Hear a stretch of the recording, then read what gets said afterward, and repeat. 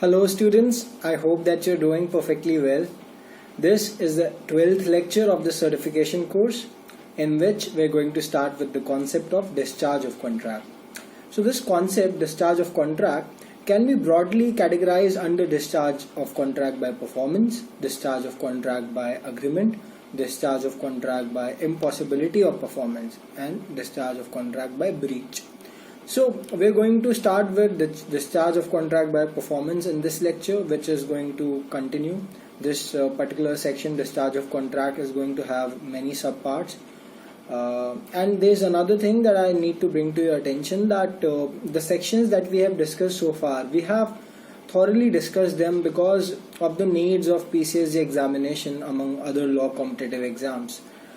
Now the sections that are there, some of them are very important, for example section 39 or section 56. However, most of the sections, they are not as important, and hence we are not going to give them more time than what is necessary to prepare for these examinations. So let's begin. So starting with performance of contingent contracts.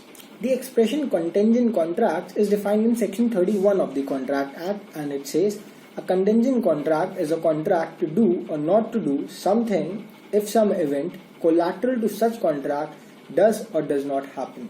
It has an illustration that A contracts to pay B rupees 10,000 if B's house is burned.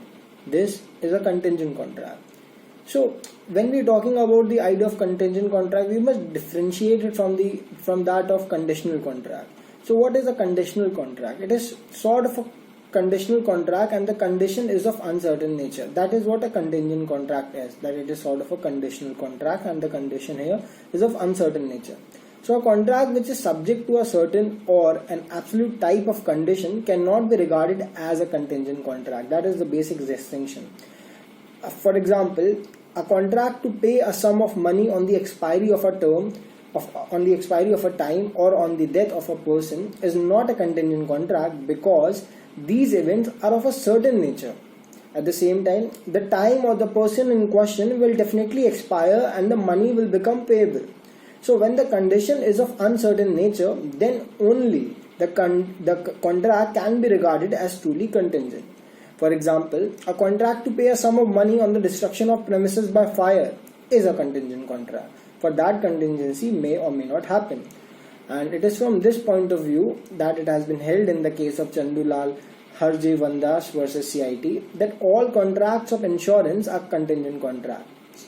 So ordinarily, therefore, a contingent contract will contemplate a future event, but a contract may also relate to an event which has already happened, and the only thing that is uncertain is that the parties do not know which way it happened.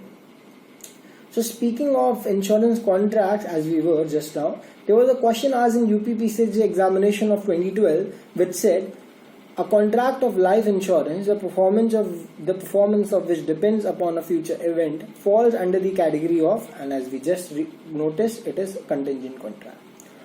Now, taking on the idea that contingency has to be collateral to contract, this section emphasizes that the contingency contemplated by the contract must be collateral to the contract, and what it means is that a contract has already arisen or a subsisting contract is there, but its performance cannot be demanded unless the contemplated event happens or does not happen. So such a contract has to be distinguished from a proposal which does not result in a contract unless the condition is first fulfilled. For example, an offer to pay a sum of money on the discovery of a missing dog is not a contract at all. It becomes a contract only when the dog is searched out, and then it is no more contingent. And on the other hand, a contract to pay a sum of money on the loss of a ship is a contingent contract because the contract is already there and it is not to arise on loss, but the performance can be demanded only on the loss of the ship. So it has been held in Roja Sara Ramji Bhai Dashya Bhai versus Jani Nortom Das Lallu Bhai that here in this case, in an agreement for sale of land, the condition was that the sale deed would be executed after the seller obtained permission for use of the land as village land. So it was held that the contract here was not contingent because the agreement matured into a binding contract once the permission was obtained. It was specifically enforceable. So the suit filed within 3 years after obtaining permission was not time barred. Further, the court in the case of Jianchan versus York Exports Limited has distinguished failure from impossibility of performance. The failure of a contingent contract is due to non-happening of an anticipated event, whereas impossibility is due to happening of an unanticipated event. So there is a big difference between these two ideas. So contingency has to depend upon will of a person. If that is the situation, then a contract will be no less contingent, because a situation of this kind has been observed by the Madras High Court in the case of Secretary of State for India versus A.J. Arathon. And in this case, as an example, I'm telling you about it, that the case here, it involves supply of timber to a government department, and the timber was to be approved by the superintendent of a factory. So he did not approve the timber actually supplied. The supplier sued the government for breach of contract, contending that the timber corresponded with its description in the contract and therefore it should have been approved. So we see over here that there are two possible approaches to the solution of a problem of this kind, and we are going to discuss both of them. So one is to regard the contract as absolute, subject only to approval, in which case the court should be able to see whether the goods answered their description in the contract, and the rejection being arbitrary, it should be set aside. An argument in the support of this approach is that if goods can be rejected arbitrarily at one's own pleasure and sweet will, then it can as well be said that there is no contract at all. That is one argument. And this line of argument's basis is that the so-called contract in this case, for example, would reduce itself to this, that the government would buy if the superintendent so likes. So this can hardly be described as a contract, because to give some meaning to the contract, it would be necessary to hold that approval should not be arbitrarily refused. Now this second line of argument is that the fact of approval being collateral to the performance of the contract, its performance could not be demanded till such approval. So here the idea is to regard the contract as contingent, and the trial court adopted the first approach. It felt that the superintendent, being himself a party to the contract, his decision could be biased and therefore his decision should not be final. The Madras High Court, on the other hand, rejected this approach and followed the other approach of regarding the contract as contingent. So the contingency was not fulfilled, and hence in this case there was no question of any action for breach. Now talking about contingency to the condition precedent. So generally the condition which is collateral to the performance of a contract is a condition precedent, that is, it has to be satisfied first and then performance can be demanded. And in doing so, it has to be distinguished from a condition subsequent, namely a condition which has to be satisfied after the formation of the contract. So where, for example, a person applied for shares in a company subject to his being appointed as a cashier in the company, it has been held that shares could not be allotted to him without first making him a cashier.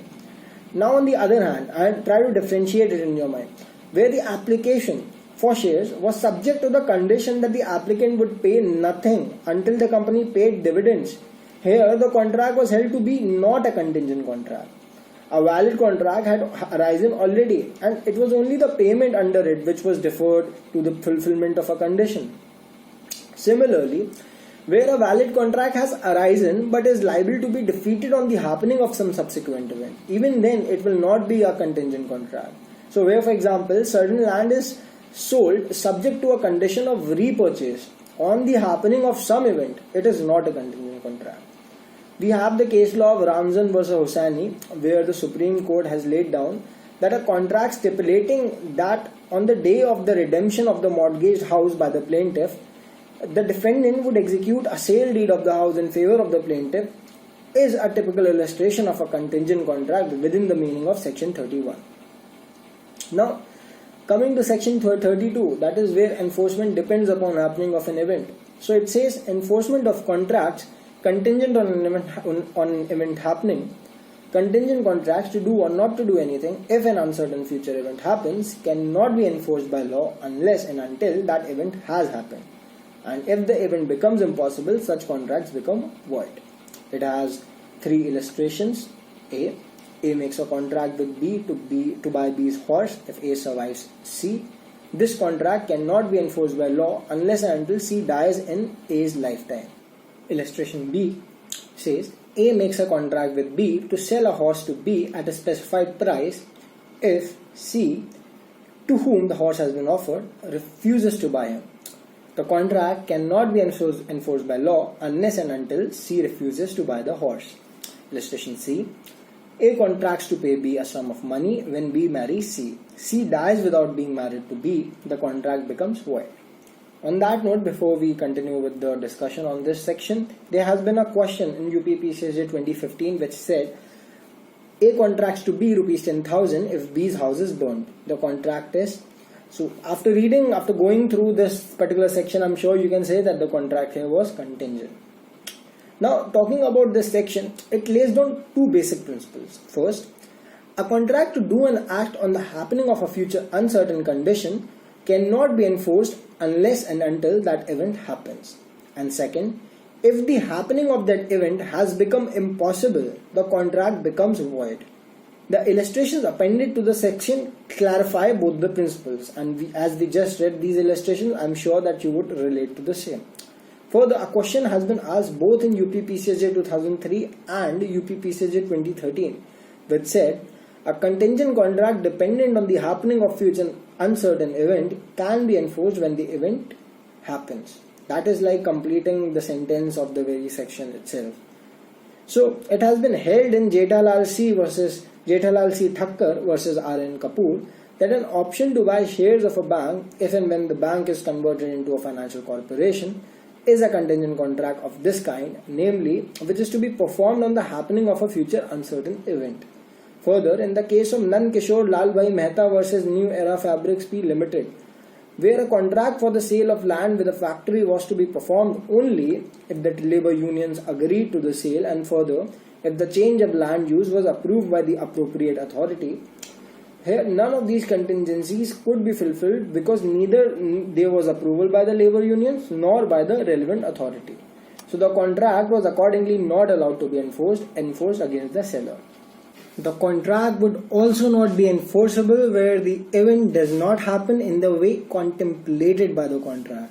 Thus, in the case of VP Desa versus Union of India, where a car was insured against loss in transit and the car was damaged without being put in the course of transit, the insurer was held to be not liable. Now moving on to section 33, where performance depends upon non-happening of an event. So it says that enforcement of contracts contingent on an event not happening. Contingent contracts to do or not to do anything if an uncertain future event does not happen can be enforced when the happening of that event becomes impossible and not before. So we have the illustration where A agrees to pay B a sum of money if a certain ship does not return. The ship is sunk. The contract can be enforced when the ship sinks. So where the performance of a contract depends upon the non-happening of an event, naturally the parties have to wait till the happening of that event becomes impossible.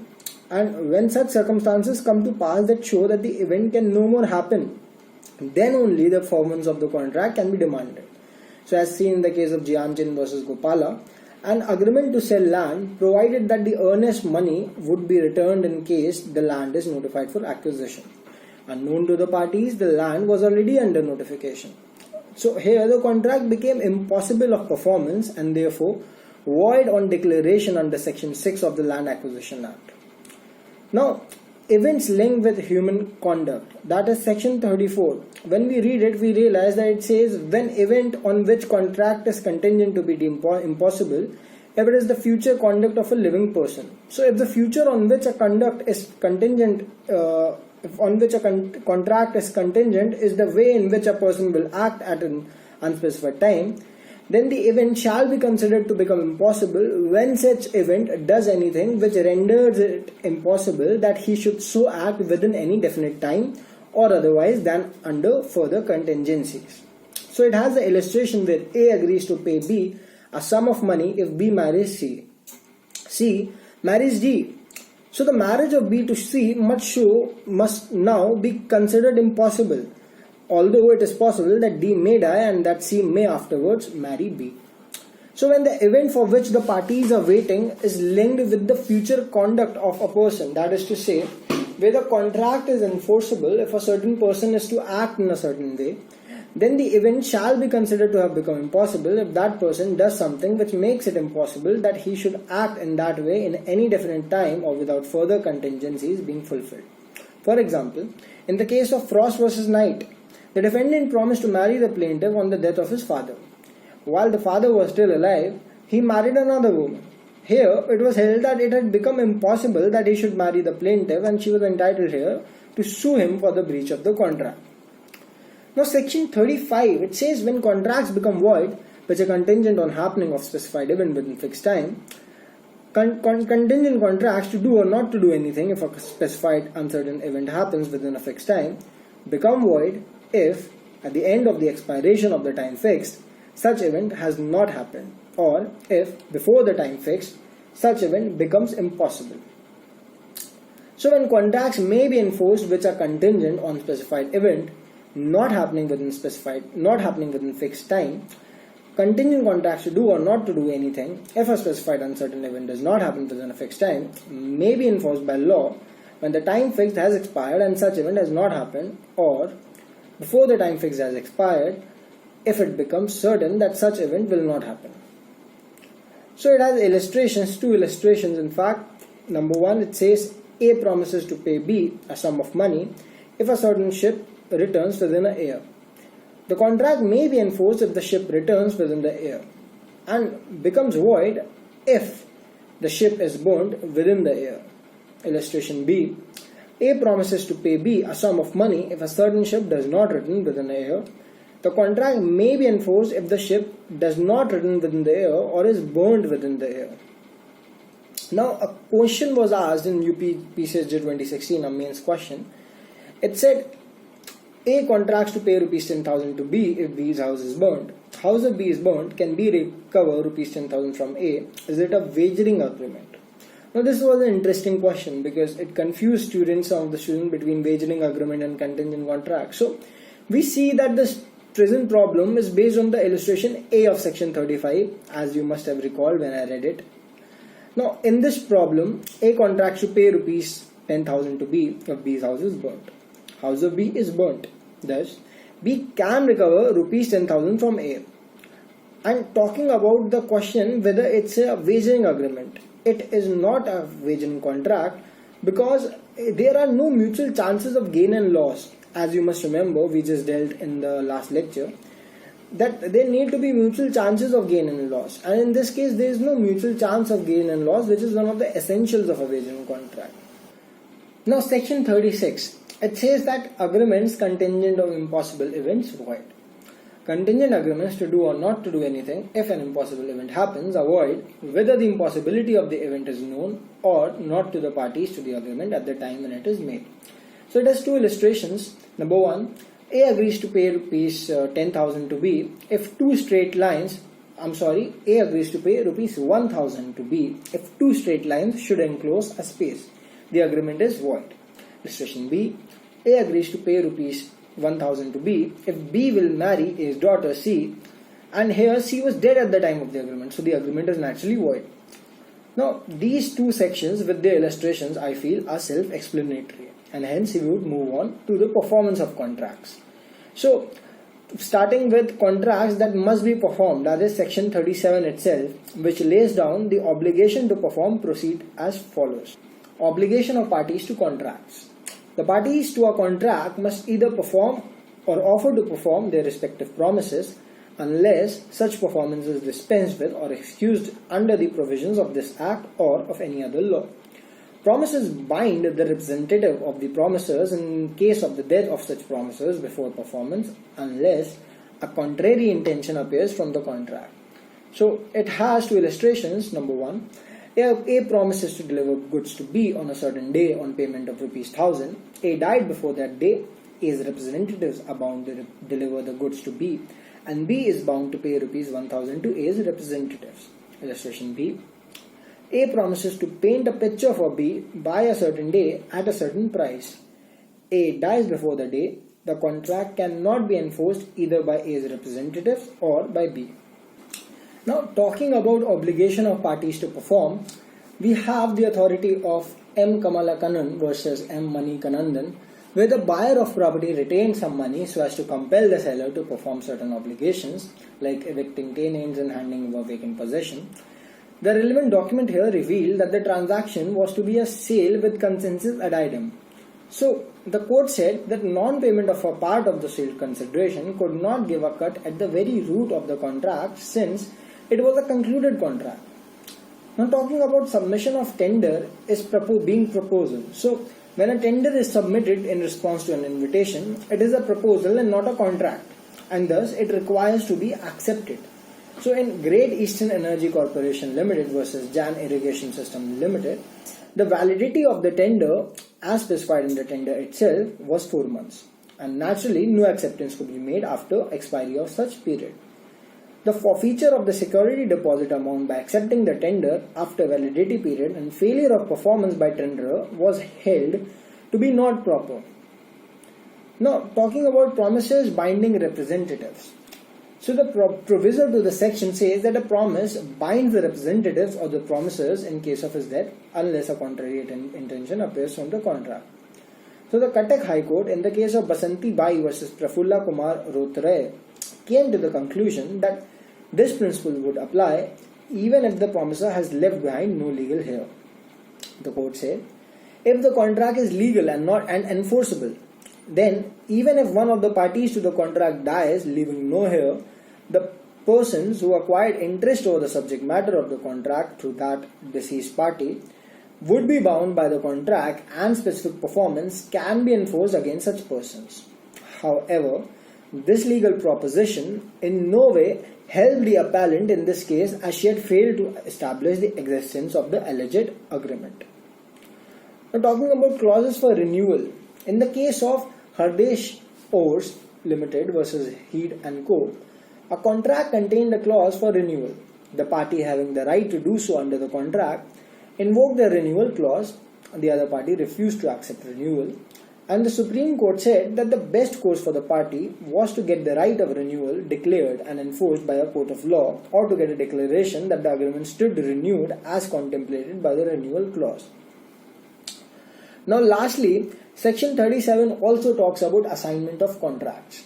Section 37, which enables parties to dispense with performance, also enables them to assign their contractual obligations.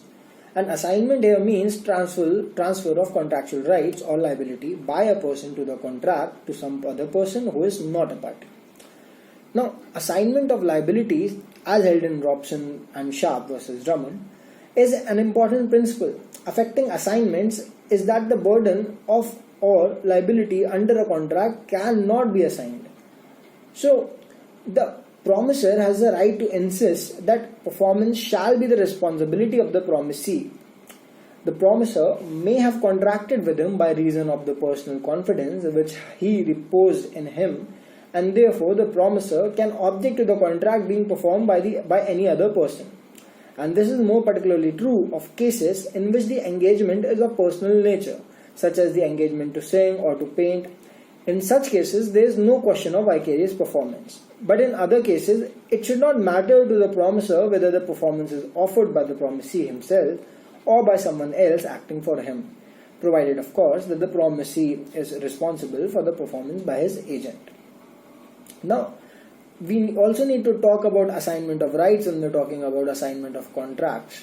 So, on that note, rights under a contract are assignable unless the contract is personal in its nature or the rights are incapable of assignment either the law or under an agreement between the parties. So, the intention of the parties is to be gathered from the nature of the agreement and the surrounding circumstances. And the leading authority is the decision of the Supreme Court in Kharda Co. Limited versus Raymond & Co. India. So, here the facts were such that the dispute arose out of a contract for the purchase by a mill of Pakistani raw jute from a dealer who failed to supply the goods as agreed. And the court held that the contract for the purchase of foreign jute was not assignable because the goods had to be imported under a license which was not transferable and which also required the utilization of the imported raw material only by the mill in question.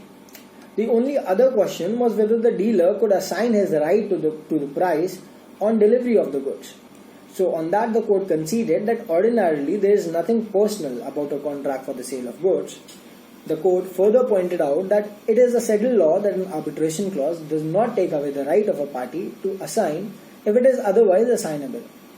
Now lastly, on section 37, we are going to talk about the effect and formalities of assignment. So there are three ideas. Number one, as held in Clegg versus Bromley, in the first place, an assignment requires some consideration between the assigner and assignee. In the absence of any consideration between them, the assignment will be revocable by the assigner. Secondly, subject to equities. That is, the title of the assignee shall be subject to all equities that exist at the time between the assigner and assignee, or that arise up to the time that the notice of assignment is given to the debtor. Where in the case of Stoddard vs. Union Trust Limited, the assigner had induced by fraud the other party to contract with him, the other party was held to have the same right of rescission against the assignee as he would have had against the assigner. But the assignee was not to be affected by any equity of personal nature between the assigner and the assignee. The right to claim damages for the fraud committed by the assigner cannot be used to defeat the right of the assignee. Now, notice of assignment is the last bit, whereby it should be given to the debtor. So, such a notice is useful from several points of view. Firstly, it binds the debtor, and in the absence of a notice, the debtor can make payment to the assigner himself, and that will be a good discharge. Another advantage of giving notice is that the assignee will not be affected by any equity that may arise between the assigner and the debtor after notice. Notice is also important from the view of the priorities. So, if for example, the assigner makes more than one assignments of the same claim, the assignee who gives notice of the assignment to him first in point of time will have priority over the other, even if the assignment to him came later in time. Now, talking about section 38, which is another important section, the effect of refusal to accept offer of performance, where a promisor has made an offer of performance to the promisee and the offer has not been accepted, the promisor is not responsible for non-performance, nor does he thereby lose his rights under the contract. So, every such offer must fulfill the following conditions as mentioned in the section itself. Number one, it must be unconditional. Number two, it must be made at a proper time and place and under such circumstances that the person to whom it is made may have a reasonable opportunity of ascertaining that the person by whom it is made is able and willing there and then to do the whole of what he is bound by his promise to do. And thirdly, if the offer is an offer to deliver anything to the promisee must have a reasonable opportunity of seeing that the thing offered and the thing offered is the thing which the promisor is bound by his promise to deliver. An offer to one of several joint promisees has the same legal consequences as an offer to all of them. It has an illustration where A contracts to deliver to B at his warehouse on the 1st March 1873 100 bales of cotton of a particular quality. In order to make an offer of performance with the effect stated in this section, he must bring the cotton of B's warehouse on the appointed day under such circumstances that B may have a reasonable opportunity of satisfying himself that the thing offered is cotton of the quality contracted for and that there are 100 bales. So, the illustration of this section makes it clear this given point. So, often the time and place of performance are fixed by the parties in the contract. The tender of performance must be made within the time and at the place so fixed.